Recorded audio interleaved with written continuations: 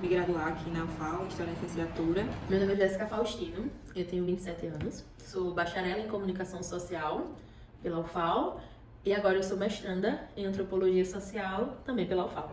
Oi, eu sou a professora doutora Lígia dos Santos Ferreira. A minha graduação é em Filosofia, licenciatura. Meu mestrado é em Literatura Brasileira e o doutorado em Estudos Literários aqui pela Universidade Federal de Alagoas.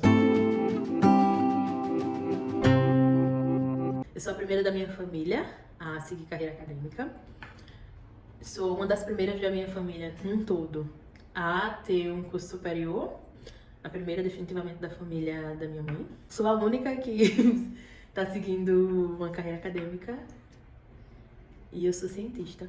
Ainda não é muito familiar para minha voz, me ouvir na minha voz dizendo que eu sou cientista. Comecei a estudar filosofia lá em 1997, né? Entrei na UFAL um ano depois que a minha mãe faleceu, justamente na data de um ano de aniversário de morte da minha mãe. E ter entrado na universidade foi muito importante para mim. Minha entrada na universidade foi um pouco tardia, né?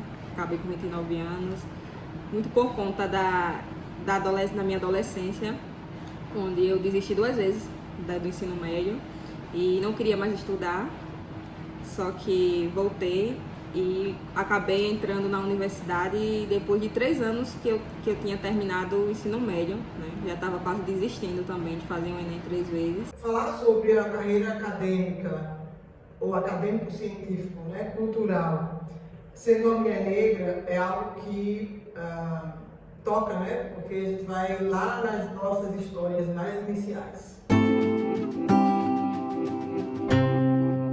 Eu sou filha de uma mulher que estudou somente até a 3ª série, na época, né? 3ª série do ginasial, hoje seria 3º ano do ensino fundamental. Um pai marinheiro, né? Hoje da reserva, que tinha estudado até o ensino médio, mas eu convivi muito mais tempo com a minha mãe, né? Porque são pais separados. Uma mulher preta, um homem preto, alagoanos. Durante muito tempo, gerações e gerações da minha família trabalharam e o que eles tinham como trabalho eram outras coisas. A minha mãe foi auxiliar administrativa durante muitos anos, mas antes disso ela foi o que chama de office boy. Antes disso, ela foi marisqueira. Boa parte das mulheres da minha família foram marisqueiras e trabalharam no comércio, trabalharam na casa de outras pessoas. Então, o que eu sempre entendi como trabalho vinha desses locais. Eu nasci no Jacintinho, minha família é toda de lá. Sou a primeira da minha família a me formar. Ninguém quis saber de graduação. E quando eu entrei, até algumas pessoas da minha família diziam que eu era metida, que faculdade é para quem tem dinheiro. E acabei entrando, fiquei muito feliz, porque era um sonho, né? Apesar de quando eu saí do ensino médio, eu fui fazer curso técnico, né? Para ver se eu entrava no mercado de trabalho mais fácil, ganhava dinheiro. Acabou que eu fiz 2 anos, não serviu para nada, porque não me adaptei. Então, consegui entrar na universidade, de uma forma tardia, mas consegui. Ter estudado durante a minha vida foi sempre um desafio, porque a minha mãe não sabia ler, eu tinha que estudar sozinha e muitas vezes eu saía pelas ruas perguntando às pessoas sobre os assuntos. Mas a minha mãe sempre me deu 2 possibilidades, ou estudar ou trabalhar. E aí eu sempre escolhi estudar, porque é um trabalho também, não é? Da primeira vez que eu falei que eu sou cientista, foi assustador, porque que audácia a minha, né? Não cabia na minha voz, não cabia no que eu entendia como trabalho. Então, entender que eu faço ciência, eu faço pesquisa, e isso é trabalho. Foi muito estranho, porque eu era a primeira da minha família a fazer isso. Foi difícil a permanência, porque a realidade de muitas mulheres periféricas é que a gente ou trabalha ou estuda, né? Fazer isso, os 2, é muito difícil. Eu consegui, assim que eu entrei na universidade, eu consegui uma bolsa permanência.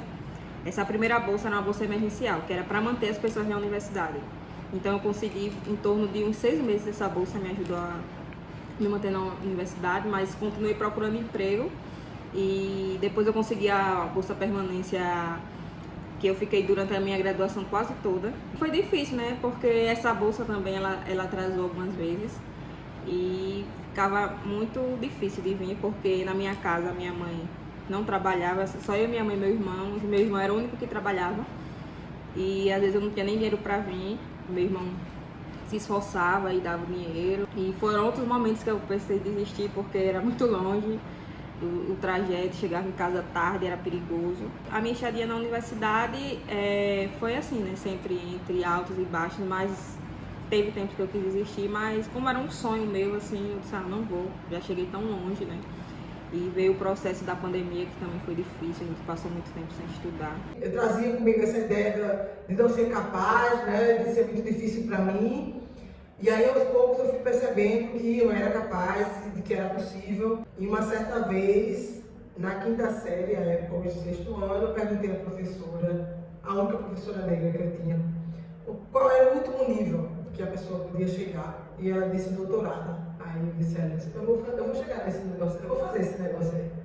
Depois que eu me formei, por vários motivos que perpassam a vida e a trajetória de qualquer pessoa jovem preta no Brasil, eu precisei me afastar da academia e precisei trabalhar, precisei pagar minhas contas, precisei dar o que a gente chama de retorno, porque eu acredito que quando uma pessoa negra ela entra na universidade, ela entra numa vida acadêmica, há um investimento de todo mundo que entra com ela. Quando eu entrei na universidade, eu não entrei sozinha, minha família inteira entrou comigo e todo mundo investiu alguma coisa.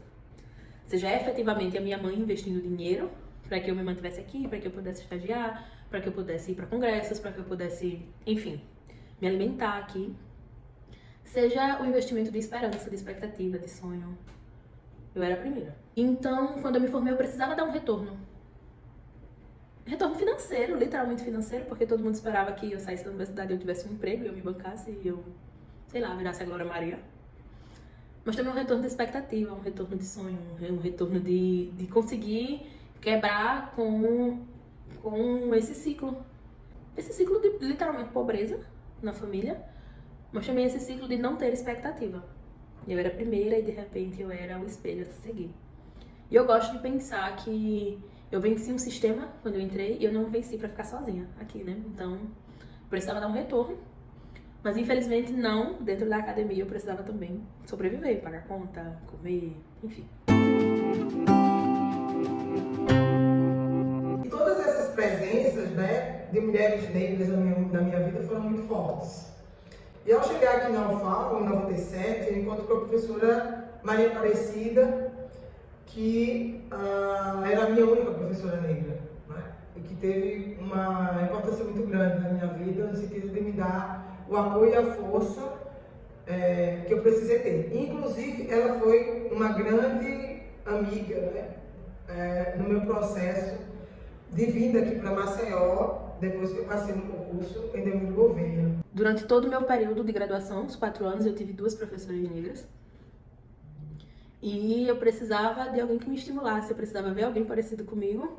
Foram essas 2 professoras que me ajudaram, a minha professora de metodologia científica, a Magnólia, e a minha professora de filosofia da comunicação, a professora Maria Aparecida. Foi a primeira pessoa que em sala de aula me disse, nossa, você deveria falar muito mais, você deveria produzir muito mais, e que me convidou a fazer ciência, a fazer uma pesquisa, mas aí eu já estava na monografia. Em 2017 eu comecei a fazer meu TCC sobre comunicação e raça. No meu curso não tinha nenhum professor que pesquisasse raça e também não tinha nenhuma disciplina voltada à raça. Então quem me orientou foi a professora Maria Aparecida, que ela não era do COIS, da comunicação social, ela era da filosofia e dava uma disciplina no COIS. Foi ela que me orientou, foi a primeira vez que eu pesquisei na minha vida, foi a primeira vez que eu pesquisei raça na minha vida. Eu gosto de pensar que foi o dia em que eu me senti mais potente na minha vida. Assim. Foi o dia em que eu senti que eu era potente e quando tudo ficou pronto, que eu estava saindo da potência pro alto. Com toda a dor e a glória que isso significava, sabe? Tanto terminar uma pesquisa, como a que eu terminei, como terminar a graduação e sair daqui com um diploma, sendo exatamente quem eu era. E foi incrível. Ainda bem aí que veio tive aula de África 2 com o Danilo, quando eu me interessei por um assunto lá, panafricanismo. Eu disse, Danilo, você pode ser meu orientador, eu queria falar sobre isso. E ele pediu, disse, posso, a gente pode conversar. E foi na época que ele começou a assumir o NEABI, né? Ele começou a assumir o NEABI, as coisas estavam todas encaixotadas em outro lugar, estava maior bagunça. E ele disse, olha, eu tenho uma missão que é assumir o NEABI, e ele me chamou para fazer isso com ele. E eu aceitei, e a gente foi ao longo desse tempo construindo aqui as coisas que estavam fora do lugar, ajeitando tudo, para hoje o NEABI ser o que é hoje, ativo. E acabei sendo bolsista dele, PIBIC também. Ele me apresentou o Movimento Negro Alagoano, como esse movimento teve conquistas e contribuições para todo o movimento negro, e também sobre o quilombo, né? Aprendi mais sobre o quilombo, sobre o Lamento da Serra, que é a minha pesquisa. E foi muito importante, que foi aí que eu comecei a construir minha identidade de negra, né? Como a Manuela Gonzalez diz, a gente não nasce negra, né? A gente se torna. Então, eu comecei a construir minha identidade, saber o que era mesmo ser uma pessoa negra, saber que hoje eu tenho meio que a obrigação e com muito prazer de ir construir, ir passando o legado, né, das mulheres negras que vieram antes de mim, que lutaram, resistiram para que eu possa estar na universidade hoje, uma mulher negra, lésbica, periférica, possa estar aqui nesse âmbito. E foi muito importante para mim, né? Foi onde eu me achei, porque até então eu me sentia perdida, né? Quando eu comecei a estudar sobre a minha história, né, sobre minha ancestralidade, eu me encontrei e estou aí, no final do ano vou fazer a prova do mestrado para continuar levando esse legado. Em 2016, que eu me tornei diretora do Núcleo de Estudos Afro-Brasileiros, que eu me dei conta de que eu era uma mulher negra na sua essência, né? Porque, lógico, eu me via ao espelho e via que eu era uma mulher que era sempre falada pelos outros, né? Então, era a morena, era a negra feia, a negra suja, a negra fedorenta, né? Eu sempre ouvia isso. Mas aqui dentro da UFAL, no NEABI, hoje NEABI, eu tive a possibilidade de me afirmar, né, como mulher negra, porque antes eu só via como aspecto negativo. E essa afirmação como mulher negra me fez começar a perceber a construção dos currículos da universidade e a possibilidade de desenvolver estudos que pudessem me afirmar e afirmar todas as irmãs e irmãos, né, que entraram depois desse meu processo de conscientização da minha negritude. E aí foi dentro do NEABI que eu fui aprendendo, né, com a comunidade negra a ouvir, primeiro do que tudo, e a entender a importância que os nossos estudos dentro da universidade trazem, tanto para o nosso movimento negro externo à universidade, quanto para o nosso movimento negro interno à universidade.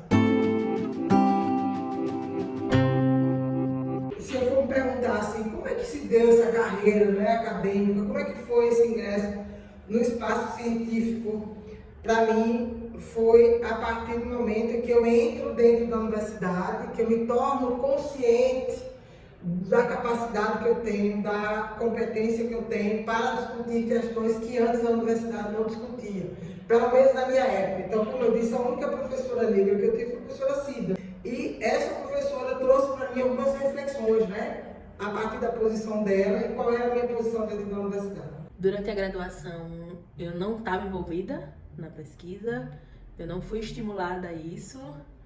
Durante a graduação, na verdade, eu não fui estimulada nem a estar aqui, porque eu vi poucas pessoas parecidas comigo aqui, mesmo sendo da primeira leva dos que eu chamo de intrusos, né? Que são a primeira leva das cotas raciais. Eu entrei na graduação em 2013, faz 10 anos, eu tenho uma história com a UFAL. Então eu sou da primeira leva das cotas raciais, e a UFAL ainda não se parecia comigo em nada, então ela não me convidava sequer a estar aqui. Imagine eu construir uma carreira acadêmica aqui, né? Na minha graduação, a gente não trabalhava muito com a escrita, né? Para mim foi difícil escrever, porque você tem que escrever e não era muito puxada essa questão, né? Então, para mim, foi muito tardia já, né? Não tive essa experiência no começo do curso, eu vim ter no final, já para sair mesmo. Mas eu consegui, foi muito bom, porque analisar os documentos é muito bom. Eu trabalhei com a questão de analisar áudios e conhecer mais um pouco de como foi o tombamento mesmo da serra, né? Da minha história, né? Da gente que é alagoana. E foi muito importante e foi muito bom. Eu quebrei muito a minha cabeça, mas no final deu tudo certo, o resultado foi muito satisfatório. E hoje eu me sinto diferente, sabe? Hoje eu me sinto uma pesquisadora mesmo. Antes disso eu não me sentia. E depois dessa experiência do PIBIC, né, que é essa iniciação científica, foi essencial para que eu pudesse me tornar hoje uma historiadora e pesquisadora. Na graduação eu fui da iniciação científica, trabalhei com a temática sobre o teatro alagoano no período da ditadura militar, cujo orientador foi o professor Otávio Cabral. No meu TCC, no mestrado e no doutorado, eu tive grande apoio da professora Bambina Magalhães. Então, são pessoas brancas que, de fato, né, apareceram como aliados. Então, a partir daquele momento, eu era vendedora de um depósito de material de construção. E a partir daquele momento, eu tive a possibilidade de ler muito, de estudar muito, de fazer pesquisa, de apresentar trabalhos em congressos científicos. Uma realidade que, de família, né, eu não tinha, mas que eu passo a ter quando eu chego aqui da UFAL. E aí eu só volto para a universidade em 2021. Tanto a Cida como outras pessoas, eles começaram a me estimular a tentar o mestrado, porque eu deveria tentar. Porque eu precisava estar aqui, porque era muito importante que alguém como eu, da minha cor, falando do que eu falo, do jeito que eu falo, fazendo o que eu faço, estivesse aqui fazendo o que eu faço. E eu voltei para o mestrado, me encontrei aqui, continuo pesquisando raça e pesquisando comunicação, continuo falando disso. Me encontrei na sala de aula, dando aula no estágio de docência e descobri que, nossa, eu sou uma cientista e eu sou um projeto de docente. Muito bom, diga-se de passagem. Muito feliz, né, de ter tido essa trajetória e de hoje dizer, sim, eu sou negra, com muito orgulho e estudo sempre questões vinculadas às relações étnico-raciais em todos os espaços que eu ocupo. A educação mudou a minha vida, a ciência mudou a minha vida. Pessoas que fizeram isso muito antes de mim mudaram a minha vida porque elas me fizeram acreditar que era possível. Ver a Cida em sala de aula me fez acreditar que eu podia estar no lugar dela em algum momento. E depois dividir a sala de aula com ela me fez acreditar que a gente consegue fazer isso com mais pessoas. E eu acho que é isso. É isso. Eu sou Jéssica Faustino, jornalista, bacharel em comunicação social. Jornalistas são vocês, já não.